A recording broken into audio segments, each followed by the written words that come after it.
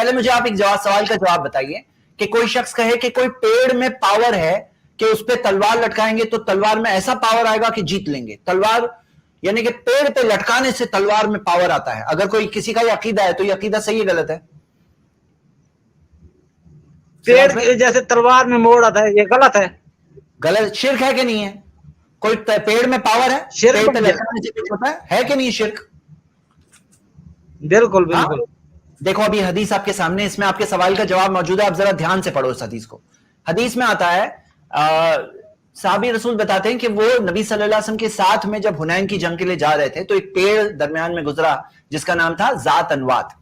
اب اس پیڑ پر جو مشرکین مکہ اپنی تلواریں لٹکاتے تھے ان کا یہ عقیدہ تھا کہ یہ پیڑ پہ لٹکا دو تو جیتیں گے جیتیں گے.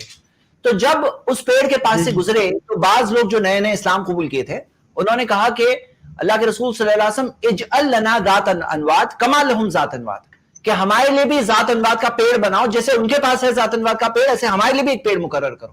تو نبی صلی اللہ علیہ وسلم نے فرمایا کہ تم نے تو ایسے کہا ہے جیسے موسیٰ سے بنی اسرائیل نے کہا کہ ہمارے لیے بھی معبود، اجعل لنا الہا کما لہم آلہۃ، کہ جیسا ان کے پاس معبود ہے ایسے ہمارے لیے بھی معبود بنا دو.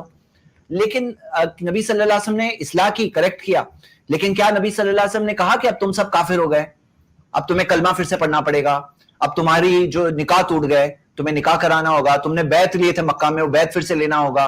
نبی صلی اللہ علیہ وسلم نے ان کو یہ بات اور ہے، یہ تو سمجھایا جا رہا ہے ان کو، اگر وہ پھر کرتے پھر نہ.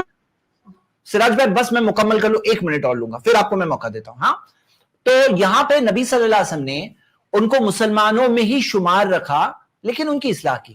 اب آج ہمیں ایسے لوگ دکھتے ہیں جو شرکیہ بات بول رہے ہیں، شرکیہ بات بول رہے ہیں، وہ لوگ شرکیہ کام کر بھی رہے ہیں، لیکن اگر آپ ان سے پوچھو کہ کلمہ کیا ہے تو کہیں گے لا الہ الا اللہ. اگر آپ آگے بڑھ کے کسی درگاہ کے باہر بھی کھڑے ہو کے پوچھو کہ بھائی جو یہ درگاہ میں ہے آپ ان کی عبادت کرتے ہو کیا، تو وہ کہیں گے نہیں نہیں عبادت ان کی نہیں کرتے.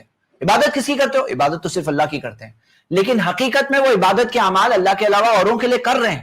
اب ان کے کہنے اور کرنے میں تضاد ہے، کہہ رہے کچھ کر رہے کچھ. اب ایسا ہی ہوا تھا یہاں پر کہ یہ لوگ تھے جو مسلمان تھے، لا الہ الا اللہ کہہ رہے تھے اور شرکیہ بات بول رہے ہیں، کہہ رہے شرکیہ بات ساتھ میں لا الہ الا اللہ بھی بول رہے ہیں، تضاد ہے، کانٹرڈکشن ہے. تو کیا چیز پہ جائیں گے؟ کہنے پہ جائیں گے کرنے پہ جائیں گے؟ تو نبی صلی اللہ علیہ وسلم نے ان کے اسلام کو برقرار رکھتے ہوئے انہیں مسلمانوں میں شمار رکھا اور ان کی اصلاح کی. یہی سنت ہے نبی صلی اللہ علیہ وسلم کی کہ آج جب ہمارے بھائی کہتے ہیں لا الہ الا اللہ، قبلہ رخ ہے، سیم قبلہ ہے ہمارا، سیم قرآن ہے، سیم نبی کو مانتے ہیں اور لا الہ الا اللہ بھی کہہ رہے ہیں، اور جب ان سے پوچھتے ہیں کہ کیا تم ان کی عبادت کرتے ہو، کہتے نہیں کر رہے لیکن حقیقت میں کر رہے ہیں.